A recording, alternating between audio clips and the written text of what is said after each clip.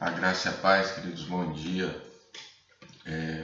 Vamos dar início à nossa próxima aula, essa nossa nova aula, dando continuidade, ao assunto da aula passada. Semana passada nós começamos a falar do Espírito Santo e seu relacionamento com Jesus Cristo. Nessa aula nós vamos falar mais um pouco. Semana passada nós falamos desse relacionamento no aspecto do nascimento e da infância de Cristo e a participação do Espírito Santo. Essa aula, a de hoje, nós vamos nos deter, vamos falar um pouco sobre o relacionamento do Espírito Santo com Jesus Cristo, no seu aspecto batismal, mas a ênfase dessa aula, o foco dessa aula, o principal ponto dessa aula vai ser quanto à questão da tentação de Jesus. O que o Espírito Santo e como o Espírito Santo estava atuante nessa parte da vida de Jesus, no seu ministério, e o que isso nos diz hoje. Então, eu quero lembrar vocês, a questão de que o Espírito Santo ele tem um relacionamento íntimo com Jesus, Jesus tem um relacionamento íntimo com o Espírito, eles estão o tempo todo juntos, eles estão unidos, eles fazem parte da Trindade, Deus Pai, Deus Filho, Deus Espírito Santo. O Espírito Santo esteve envolvido no nascimento de Jesus Cristo, nós vimos isso na aula passada, e também na sua infância, fazendo com que ele crescesse em estatura e graça. Hoje, a gente vai desenvolver melhor o chamado seu começo de ministério, seu início ministerial, como isso se deu, como o batismo tem importância nisso, e aprofundar na questão da tentação, porque é um assunto que é bastante rico e riquíssimo em detalhes. Claro que no tempo que nós temos de aula a gente não consegue explorar tudo que poderia explorar, mas a gente consegue já ter um vislumbre de alguma coisa. E eu quero convidar você a abrir a sua Bíblia lá no Evangelho de Mateus. Nós vamos trabalhar o batismo de Cristo e as tentações de Cristo no Evangelho de Mateus. Lá no capítulo 3, versículo 13, nós temos o batismo de Cristo. A Bíblia vai dizer assim, lá no capítulo 3 de Mateus, versículo 13: Jesus foi da Galiléia ao Rio Jordão para que João o batizasse. João, porém, tentou impedi-lo. Eu é que preciso ser batizado pelo Senhor, disse ele. Então por que vem a mim? Jesus respondeu: é necessário que seja assim, pois devemos fazer tudo que Deus requer. E João concordou em batizá-lo. Depois do batismo, enquanto Jesus saía da água, o céu se abriu e ele viu o Espírito de Deus, o Espírito Santo, descer como uma pomba e pousar sobre ele. E uma voz do céu disse: este é meu filho amado, que me dá grande alegria, que me compraz, algumas versões. O que é importante falarmos a respeito do batismo de Jesus? Eu quero destacar 2 pontos aqui. Primeiro ponto, a Bíblia diz que ele foi batizado no Jordão. O Rio Jordão tem um simbolismo nisso. Quando o povo, Israel está passando, ele passa em seco pelo Rio Jordão, ele passa caminhando, atravessando o Rio Jordão com a Arca da Aliança, indo para a Terra Prometida, a Terra do Descanso. Então, Jesus no batismo, sendo batizado no Jordão, ele está simbolizando que a terra do descanso vai chegar para nós. Todos aqueles que crerem em Cristo, um dia vai alcançar o descanso. Já vai desfrutar de um descanso na terra, mas vai alcançar um descanso máximo, definitivo, na glória. Então tem esse simbolismo, o Jordão, é claro, além de outras coisas, também para o povo de Israel. Esse é um ponto que nós precisamos destacar aqui. E o Espírito Santo está envolvido nisso. O segundo ponto, e aí o mais simbólico do Espírito, né? O texto fala a respeito da pomba, e o Espírito desce como uma pomba. E quando nós falamos de uma pomba, nós também temos que ter o significado disso, o simbolismo disso. E nós vamos encontrar esse simbolismo lá em Gênesis, capítulo 8, versículo 10 e 11, quando Noé, na arca, solta uma pomba e a pomba retorna com um galho de oliveira. E isso simboliza, né, tem uma simbologia. A pomba, o Espírito Santo, o Espírito de Deus, trazendo um galho de oliveira, e a oliveira, esse galho de oliveira, esse ramo de oliveira, simbolizando Jesus Cristo. Então, novamente aqui nós vemos, né, o envolver do Espírito Santo, o envolver do Cristo sendo batizado. Nós temos essa simbologia no batismo de Cristo, e no batismo nós vemos o Espírito de Deus, a Trindade está envolvida nesse batismo. Então, isso é muito importante. Então, vejam que no nascimento o Espírito está, no crescimento de Jesus em estatura e graça, na sua infância o Espírito está, agora no batismo o Espírito está. Isso vai sendo confirmado ao longo das Escrituras, que o tempo todo Jesus está com o Espírito Santo está com Jesus. Mas esse é um detalhe, né, um ponto da história de Cristo, que também dá para ser explorado muito, mas não é o foco da aula. E o que eu quero caminhar agora e para onde nós vamos andar? A questão da tentação de Cristo. A Bíblia diz, já no capítulo 4 de Mateus, se você continuar aí, você vai ver que vem a parte da tentação. Após, né, Deus dizer que este é o meu filho amado, a Bíblia vai dizer, capítulo 4, versículo 1 do Evangelho de Mateus: em seguida, Jesus foi conduzido pelo Espírito ao deserto para ser tentado pelo diabo. Depois de passar 40 dias e 40 noites sem comer, teve fome. Daqui a pouco nós vamos fazer a leitura das demais partes aí dessa tentação. Mas eu já quero destacar um ponto aqui. Existe um autor que é Sinclair Ferguson. Ele diz que se você for no original dessa palavra aí, que diz aí, Jesus foi conduzido pelo Espírito, na NVT, e se eu não estiver enganado, uma outra versão vai dizer que Jesus é guiado pelo Espírito. Ele diz que a origem mesmo, original, vai dizer que Jesus está sendo impelido pelo Espírito ao deserto. Ou seja, Jesus está sendo empurrado, é como se estivesse sendo empurrado para o deserto. E aqui a gente tem que tomar um cuidado. O Espírito, se a gente for realmente assumir isso, veja que ele está conduzindo Jesus para o deserto. Está levando Jesus, na versão original, no original está sendo impelido, empurrado, forçado aí para o deserto. A gente tem que tomar só um cuidado, queridos, de que Deus não tenta ninguém. Deus não coloca ninguém em tentação. A Bíblia vai dizer isso lá para frente, né? E aí a Bíblia, pelo contrário, dá até uma ideia de que nós temos que fugir do mal, fugir da tentação, né? O Pai Nosso vai dizer: livra-nos da tentação. Então, nós não podemos confundir. Quando nós estivermos passando por tentações, não é Deus que nos jogou na tentação. Agora, Deus vai estar conosco na tentação. Deus vai estar conosco na dificuldade, na aflição, nos conflitos todos. Então, esse é um primeiro ponto que a gente precisa separar. Um segundo ponto, e que aqui eu quero explorar mais o texto, é que nós temos aí simbolismos também, e eu quero tratar desses simbolismos no ministério de Cristo e o que isso vai também falar conosco, o que isso tem a ver conosco.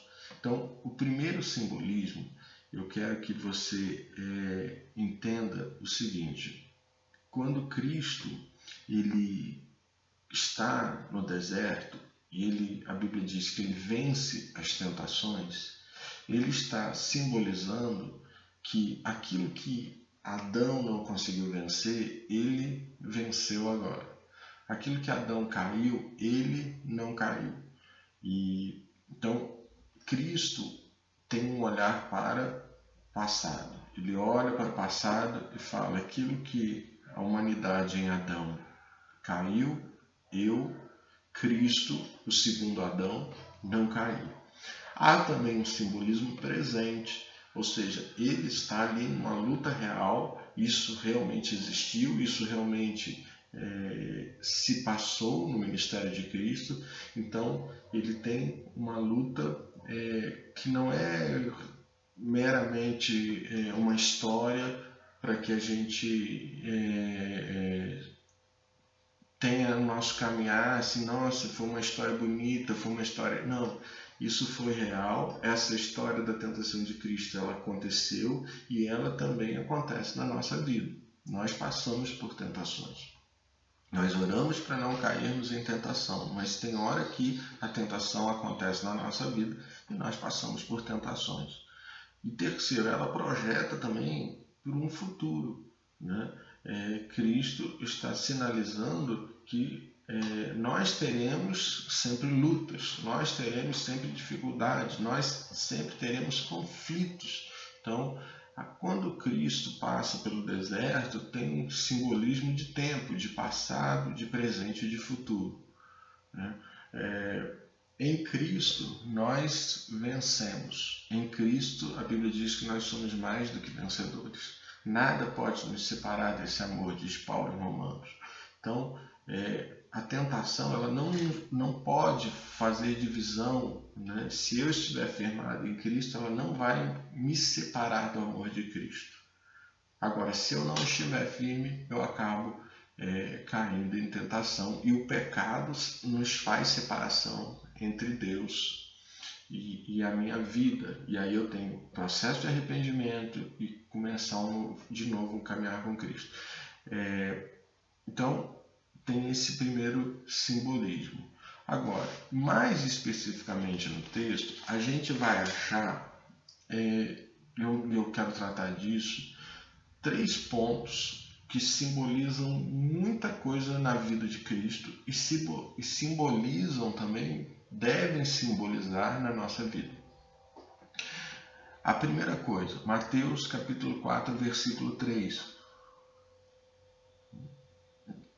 O texto vai falar assim: Jesus, porém, respondeu. Eu vou ler do versículo 3, capítulo 4, versículo 3. O tentador veio e lhe disse: se você é o Filho de Deus, ordene que estas pedras se transformem em pães.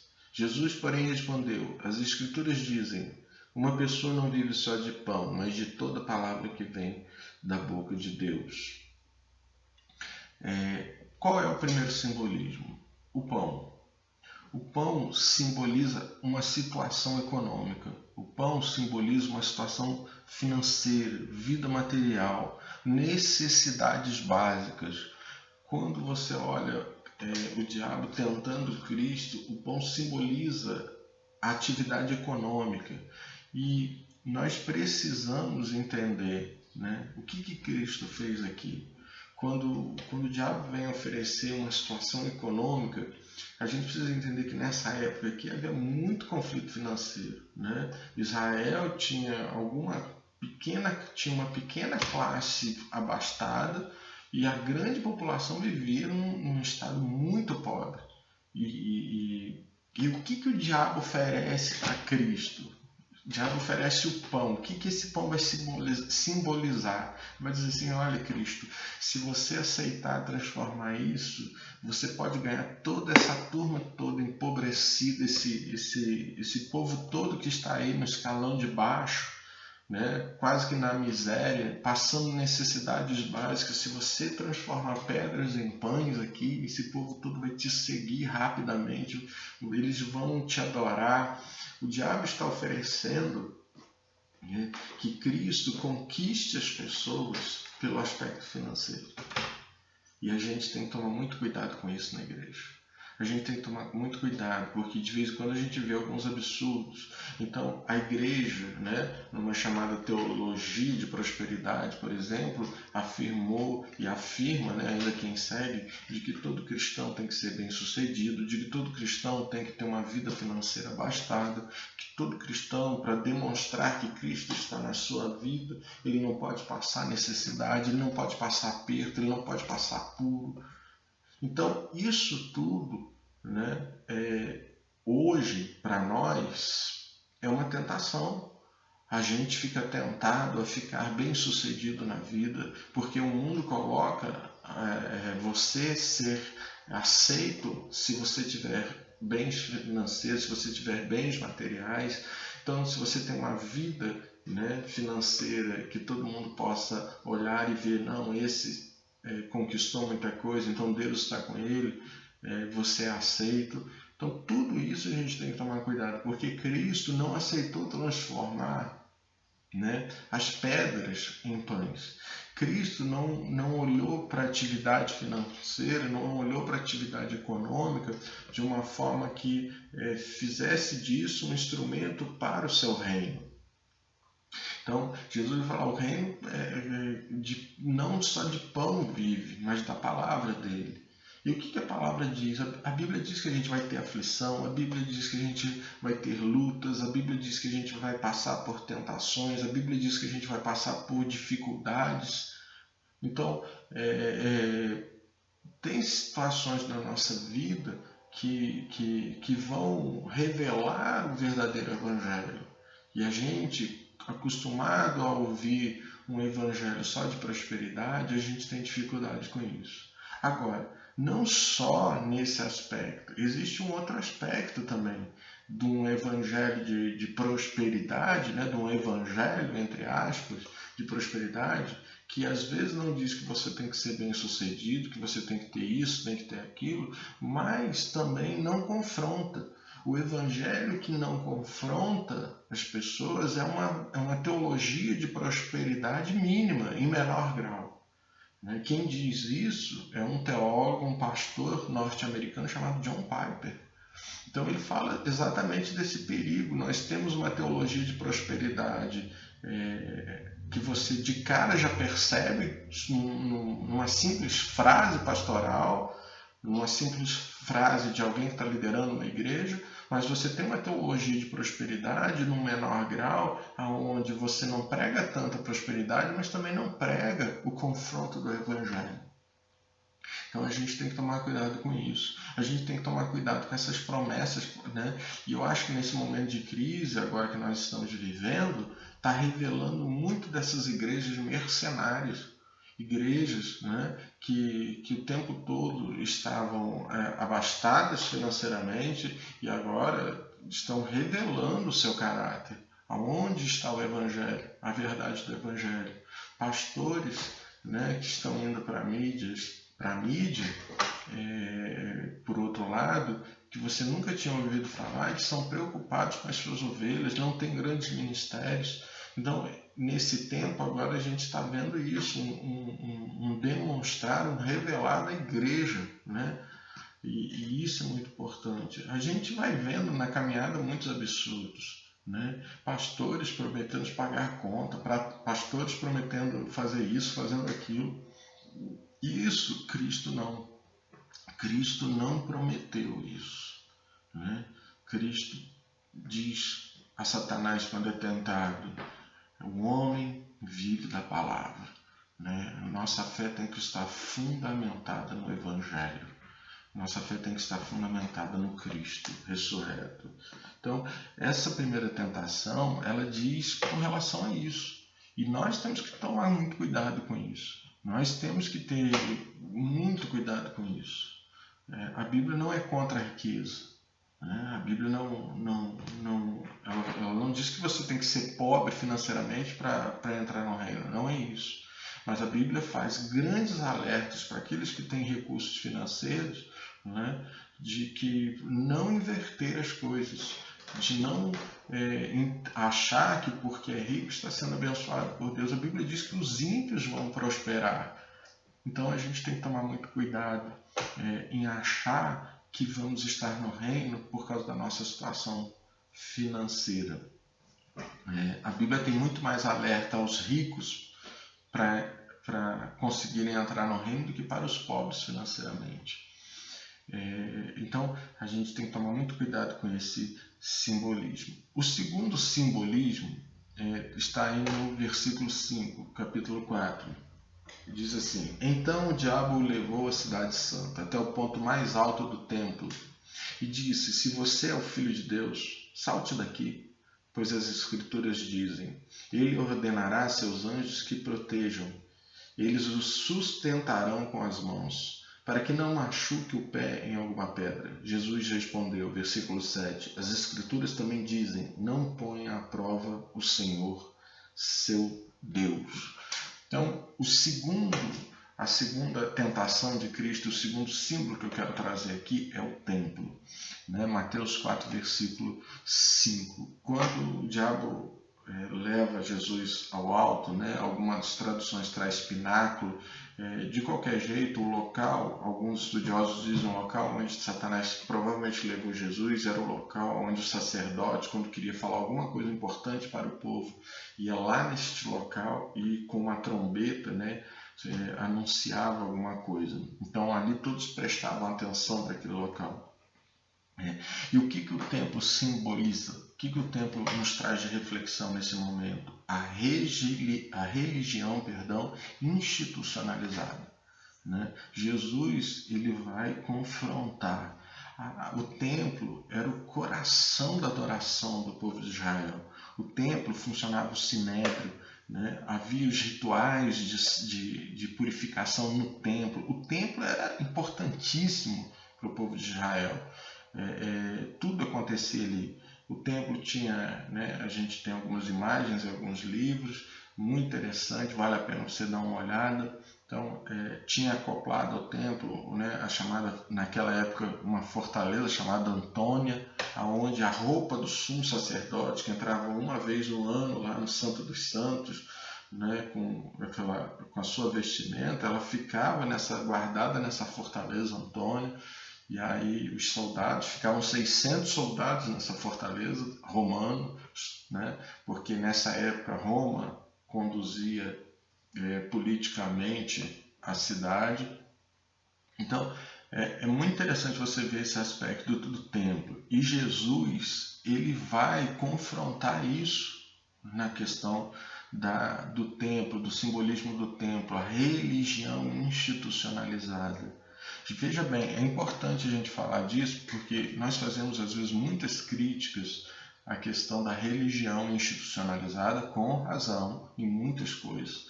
Agora, é interessante que Jesus não desprezou por total o templo, completamente a religião. Ele não desprezou o judaísmo, ele utilizou da sinagoga, por exemplo, ele foi em vários momentos ao templo estudar a palavra de Deus. Então, agora, quando Cristo, mediante o Espírito, vai à cruz, ele arranca todos os fundamentos da religião institucionalizada, que naquela época era o judaísmo. Ele arranca. E a gente precisa entender isso.